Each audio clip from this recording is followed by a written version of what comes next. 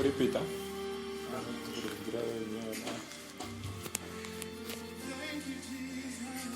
Bon, tu vas partir par ma verset, les frères Jordan. Créons l'homme à notre image. Qui est l'homme? C'est celui qui a été créé selon l'image de Dieu. C'est ça l'homme. Créons, pour la première fois où on a parlé de l'homme, c'est créons l'homme à notre image. Créons l'homme à notre image. Alors, qui est l'homme? En fait, l'homme, c'est l'image exacte de Dieu. Je te dis bien.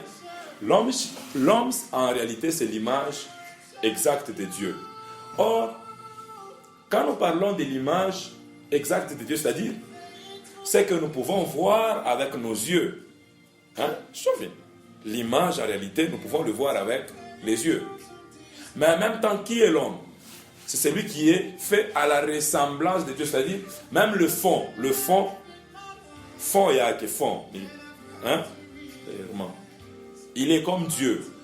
Je te rends pas bien. Jusque-là, c'est très clair. Mais pourquoi Dieu a voulu créer l'homme? Bon, il faudrait d'abord... Qui est l'homme? Qui est l'homme?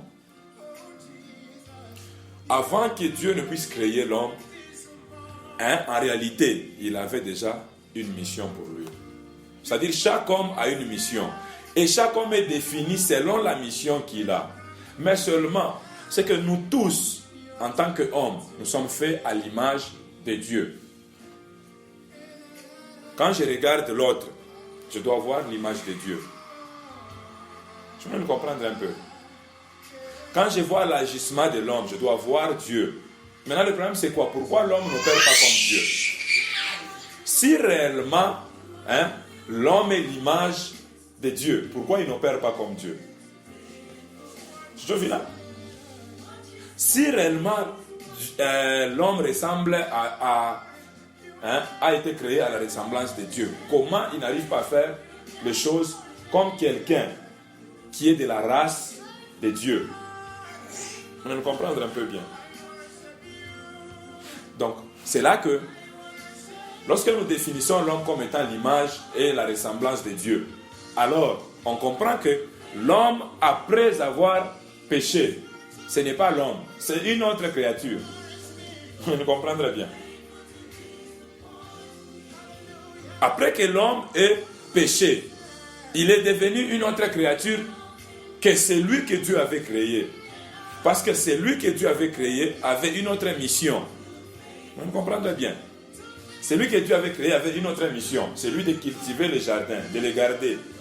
Mais par contre, celui qui avait péché devait se retrouver en dehors du jardin. Qu'est-ce que j'essaie de dire en ce moment? En ce moment, je dis juste que, en soi, l'homme, hormis la vie en tant que pécheur, il y a une vie réservée en tant que l'image et la ressemblance de Dieu. Vous comprenez un peu? Il y a même, donc, non seulement il y a une vie en dehors, donc, non seulement en tant que pécheur, c'est vrai qu'il a une vie en tant que pécheur, mais seulement cette vie n'est pas la vie qu'il devrait avoir s'il avait conservé l'image en tant que l'homme créé à l'image et à la ressemblance de Dieu. Je veux me comprendre un peu. Alors, c'est qui l'homme? Vous me comprenez un peu? Maintenant, dans toute l'histoire de la Bible, vous allez commencer à voir, malgré la trahison de l'homme, Dieu a voulu commencer à arranger. Il a commencé à appeler quelques personnes. Et à chaque fois qu'il appelait ces gens-là, malgré leur imperfection, Dieu savait qu'ils ne sont pas cette image que moi j'avais créée. C'est-à-dire il y a une autre sémence qui est entrée en dehors de ce que moi j'avais mis en eux, j'avais sémé en eux. Et cette sémence c'est quoi? C'est juste parce que Adam qui est notre, c'est lui qui nous a engendré, a été créé, c'est vrai, à l'image et à la ressemblance de Dieu. Mais dès l'instant où il a écouté la voix du diable, il est devenu une autre créature que celle qui était conforme à l'image et à la ressemblance de Dieu. Vous me comprenez un peu bien. Mais maintenant, les temps sont passés, arrivé à un certain moment. Dieu a commencé à appeler, il a appelé Moïse, il a appelé Élie, il a appelé Élisée, il a appelé beaucoup de ses serviteurs. Alors, dans ce cadre, il a commencé à faire quoi? Quand il choisit une personne, il l'utilise seulement comme un instrument qu'il est en train d'utiliser. Si cet instrument est agréable, accomplit bien la mission que lui a confiée, alors il les prend aussi. Mais si cet instrument n'est pas agréable, il a accompli aussi une autre volonté. Je te dis. Maintenant, en dehors de tout ça, qu'est-ce qui se passe? L'homme est mieux défini. En fait, l'homme, c'est la volonté de Dieu.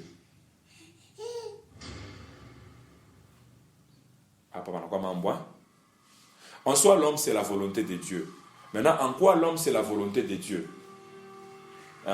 Regardez la vie après que Adam ait péché. Vous me comprenez bien. Il n'était pas dans la volonté de Dieu que Adam puisse sortir du jardin. Vous me comprenez bien. Mais seulement, Adam s'est imposé lui-même cette vie. C'est pour dire que l'homme peut s'imposer une vie qui ne lui appartient pas. Comme aujourd'hui, chez Botev Toukwab. Vous savez qu'il peut nous arriver de vivre une vie qui ne nous appartient pas.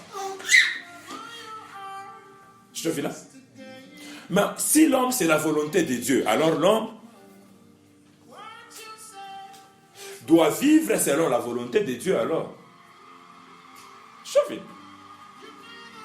Il ne doit pas seulement s'attendre à recevoir les choses qui sont dans la volonté de Dieu. Mais pour que ces choses-là quittent la volonté de Dieu et viennent s'accomplir, il faudrait que ces choses-là trouvent un homme selon la volonté de Dieu. Vous me comprendrez bien. Je suis un peu clair. Parce qu'on peut vouloir que Dieu accomplisse quelque chose, mais nous ne ressemblons pas à son image. Je me comprends bien.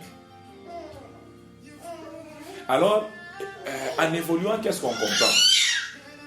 C'est là que j'avais expliqué, j'avais dit que beaucoup d'enseignements vont intervenir. C'est là que j'avais expliqué en disant qu'en réalité, l'homme, avant Dieu pouvait habiter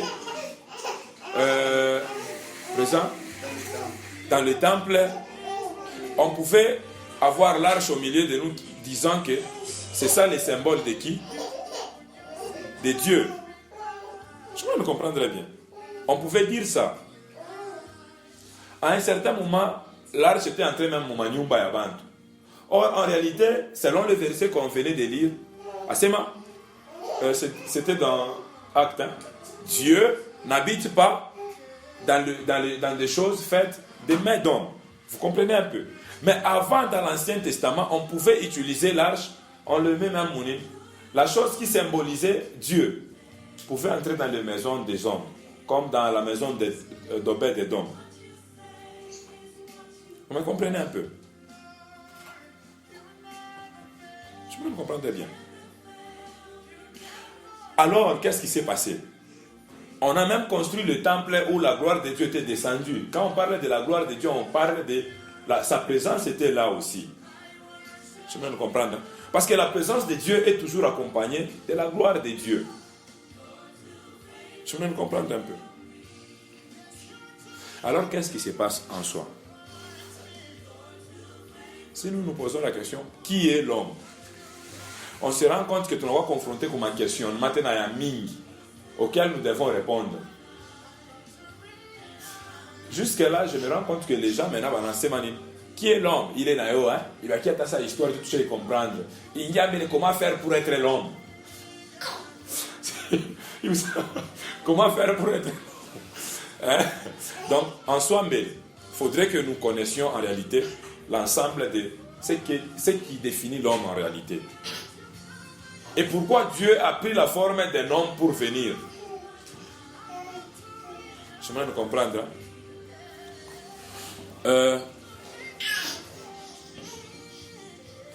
Dieu a compris que pour être au milieu de nous, il fallait quelque chose qui devait symboliser sa présence. Je me fais bien. Avant, dans l'Ancien Testament, Dieu pouvait pouvait apparaître aux gens sous le nom de l'ange de l'Éternel. Je me l'en bien. Mais vous allez voir à un certain moment, vous allez voir Dieu un temps, il dit, quand il a béni Jacob, il dit mon temps est passé. Donc c'est-à-dire, il avait même le temps. Je me l'en bien. C'est-à-dire quand Jacob avait bloqué l'ange, il est resté pendant un long moment. Quand donc c'est-à-dire quoi, l'aurore a commencé à apparaître, on a dit non, wakati napita. C'est là que Jacob dit je ne vais pas te laisser avant que tu ne m'aies béni. Je m'en fous un peu bien. Alors l'ange de l'Éternel l'avait béni. Et puis il est parti. C'est pour dire que même les temps, chaque ange, quand il est envoyé, il a même les temps. Vous allez remarquer qu'ils ont des missions. On a accompli une mission et puis, je m'en fous. Mais maintenant, qu'est-ce qui se passe alors? Qui est l'homme? Dieu recherchait l'image de l'homme. Vous comprenez bien. Durant l'histoire de la Bible, Dieu voulait un homme qui pouvait ressembler à celui qu'il a créé. Vous nous faites bien. C'est là qu'il a commencé à appeler ceux qui avaient quand même l'image. Donc, au fait, ceux qui représentaient quelque qualité. Il y a bien. Mais son image était perdue du fait qu'une mauvaise sémence était déjà entrée. Le péché. Cela veut juste dire que la désobéissance, c'est quelque chose qui bat à ça. Alors, qui est l'homme? Après que Adam a écouté ce que le diable avait dit, il a mangé ce qui lui était interdit. Je me fais bien. En d'autres termes, ça voudrait dire quoi? Qui est l'homme? C'est celui-là qui ne se retrouve jamais dans ce qui est contre ce que Dieu a dit. Vous pouvez comprendre un peu. Donc quand tu te poses beaucoup de questions que qui est l'homme? En réalité, l'homme, c'est la totalité de ce qui ne contredit pas ce que Dieu a dit. En soi, à première vue, une dimension, il concerne les dimensions, moi, c'est ce que tu as. Vous savez pourquoi Adam avait réussi, avait pu vivre en Aweza Bouchivi? Parce que tellement la présence de Dieu était sur Adam au point que la gloire de Dieu l'amenait seulement à faire ce qui est dans la volonté de Dieu. Vous le comprendrez bien.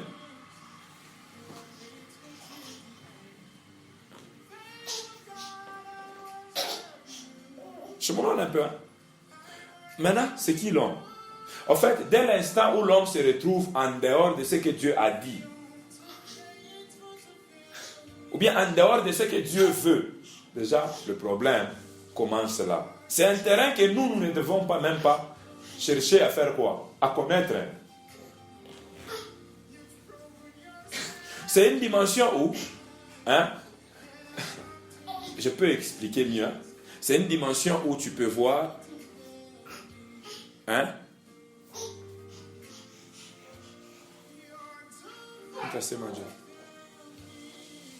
c'est une dimension, c'est comme si on couvert des yeux. Couvert des yeux, tu peux voir quelque chose qui peut amener un homme normal. Quand nous disons un homme normal, vous savez que devant Dieu, ce n'est pas un homme normal. Je me donne un peu.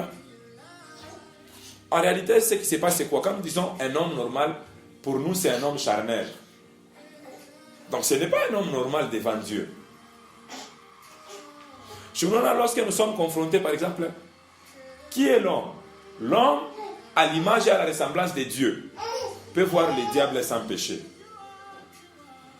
Vous comprendrez bien. L'homme qui ressemble à Dieu peut voir le diable sans péché. C'est-à-dire quoi? Il peut voir le péché, mais sans être une proie au péché. Mon enfant, t'as bien. Anesi kona nzambi aneona hivi anaona c'est mwanamke huyu ni nzambi tu. Si tu te mettais à méditer sur lui, la suite déjà je connais. Mais moi, je ne... Donc ça ce n'est pas ma vie. En fait, il faut ça voiler. Anesi kona mambo le bantote banona mais lui pour lui, ça ne veut rien dire. Tout ce qui se trouve en dehors de ce que Dieu a déjà dit lui pour lui, ce n'est pas intéressant. C'est là qu'on commence alors à comprendre la vraie définition de Dieu. En soi, alors, qui est l'homme? En évoluant, tu peux te poser qui est l'homme en réalité? Mon état le verset, mon psaume. Là où David a parlé. En fait, qui est l'homme en réalité? On a évolué. Dieu a trouvé des hommes et des hommes. Mon parcours. Je m'en fous un peu bien. En fait, ce qui s'est passé, c'est quoi? Depuis que Adam avait péché, Dieu a commencé à rechercher son image et sa ressemblance dans les humains. Pourquoi? Pour que Dieu puisse se réconcilier avec les gens du monde. Il fallait que l'homme ressemble à son image, soit conforme à son image et à sa ressemblance. C'est là que dans Hébreu, on a dit, Dieu voulait se réconcilier entre lui-même. Et comme il voulait se réconcilier, il ne pouvait pas bombarder. Il devait se réconcilier avec quelqu'un qui devait ressembler à son image. Et cela veut dire quoi? Cela veut dire que quelqu'un devait être comme Adam. Mais cette fois-ci, cet Adam devait être spirituel.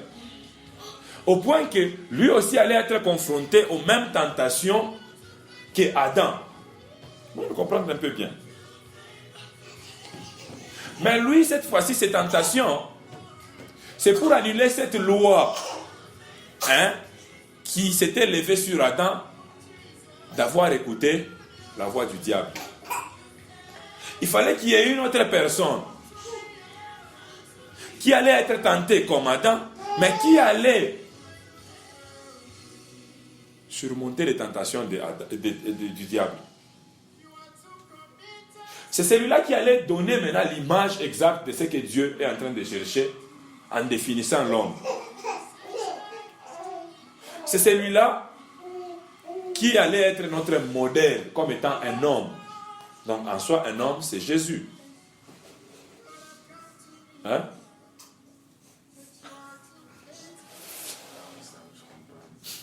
Un homme, c'est Jésus.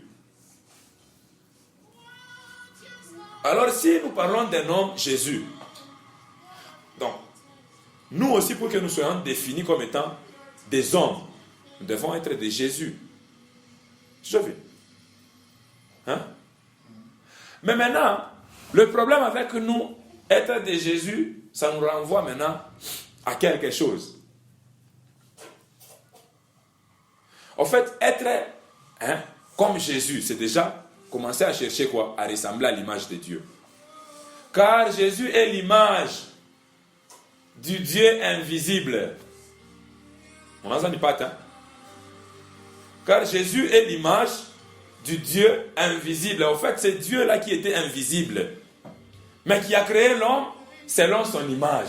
Nous a renvoyé une image qui devrait être notre modèle à imiter. C'est pourquoi lorsqu'on présente à quelqu'un l'église, il est perdu. Mais lorsqu'on présente à quelqu'un Jésus, il est sauvé. Vous comprenez bien? Même lorsque nous évangélisons, c'est pourquoi lorsque nous présentons l'église, c'est un défaut. Présentons Jésus. Et si quelqu'un ressemble à Jésus, il devient un membre du corps de Christ. Il devient l'image exacte selon ce que Dieu cherche.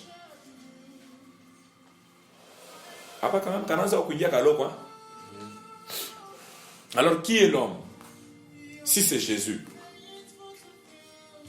En fait, le problème avec Jésus, c'est que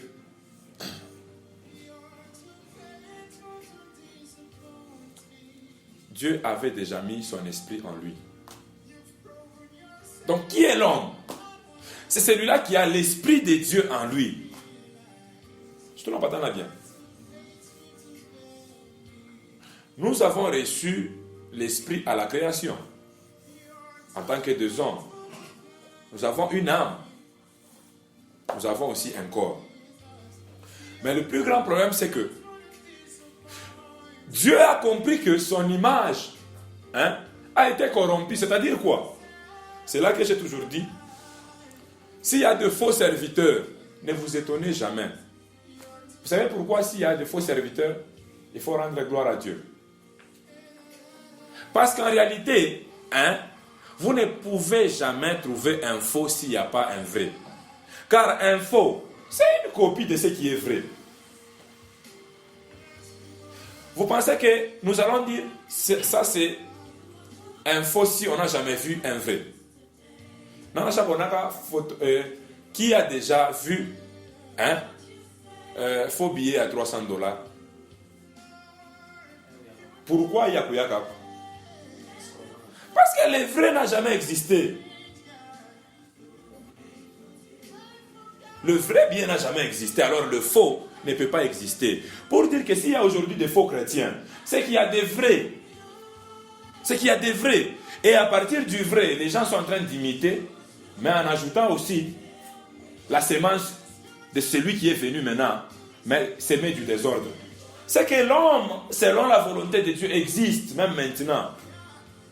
Mais le problème, c'est que il y aura toujours quelqu'un qui viendra vous donner une autre sémence afin de vous prouver qu'il n'existe pas. Donc cela veut dire que les hommes existent. Nous allons comprendre un peu bien. Parce que lorsque nous rencontrons rien que de faux, on pense que donc, les vrais n'existent pas. Les vrais existent.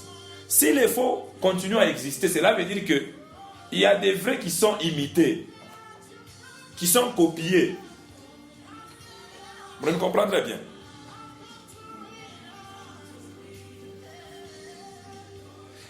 Unaweza kupirate, unaweza kufabrikia mfungulo ile haifanani na surira hata moya.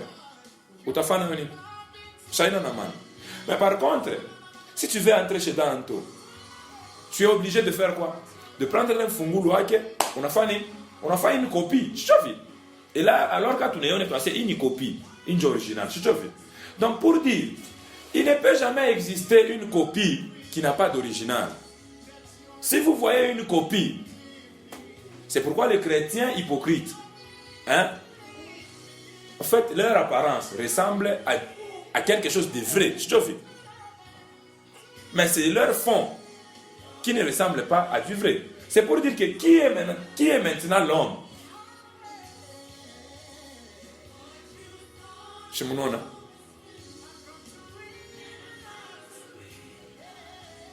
Qui est maintenant l'homme? Tu ne prends pas de problème. Ce n'est pas une copie de Jésus. Mais le problème, c'est que qui est l'homme alors? Il y a quelque chose d'original qu'on a mis en lui, qui fait qu'il redevienne un homme.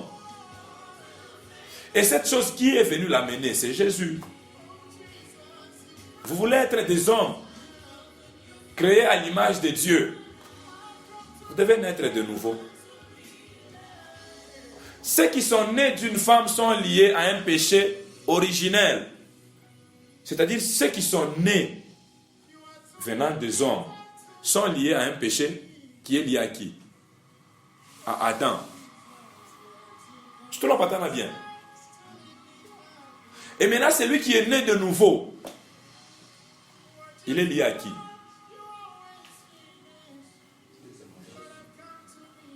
À Jésus, aux deuxième alliance.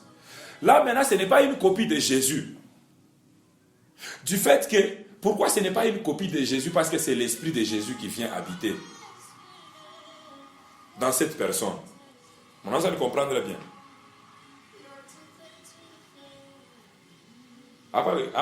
Bien. Pourquoi ce n'est pas une copie de Jésus? Si c'était une copie, ça n'allait pas arriver à faire ce que Jésus a fait. Mais si c'est l'original, ça doit faire exactement ce que Jésus a fait et dépasser même ça. Vous me comprenez bien? Si c'est réellement l'original, il y a des gens qui se sont fait eux-mêmes. L'original devenu photocopie. Parce que ça, c'est le problème de Dieu.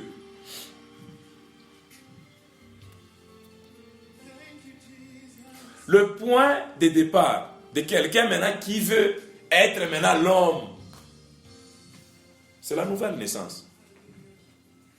En fait, celui qui est né de nouveau s'identifie à son royaume. Il faut me comprendre bien. L'homme n'a pas été créé pour être sur cette terre et tout quoi. Cela veut dire l'homme n'a pas été créé pour vivre en dehors du jardin d'Éden. Vous me comprenez bien.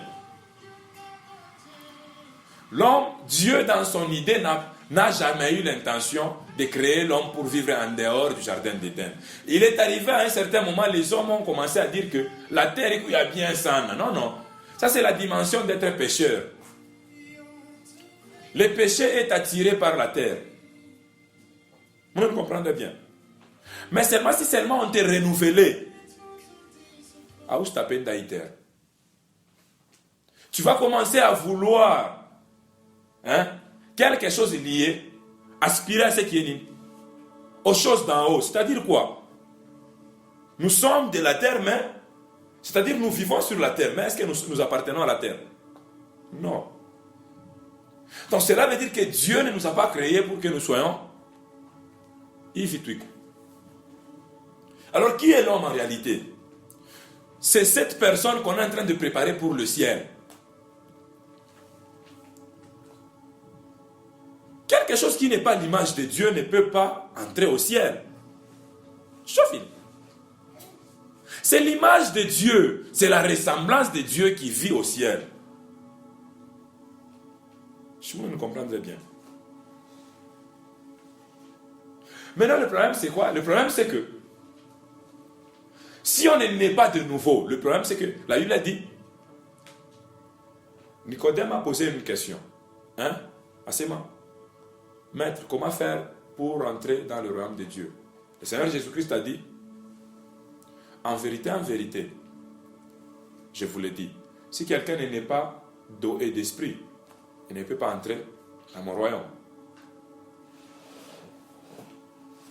En fait, naître de l'eau, naître de l'esprit. En fait, le baptême d'eau était quel symbole? Vous devez être baptisé pour le pardon de vos péchés. Là, nous sommes dans Acte 2, verset 30 combien? 37 à 38. Quand les gens étaient touchés.